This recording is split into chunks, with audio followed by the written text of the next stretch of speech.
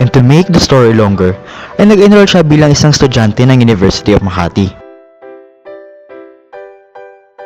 Ang first course niya, BS Finance. Ngunit dahil sa feeling niya, may mas karapat dapat pang course para sa kanya, ay sumulat siya sa presidente ng University of Makati. Hiniling niya na makapag-enroll siya sa BS Management Accounting.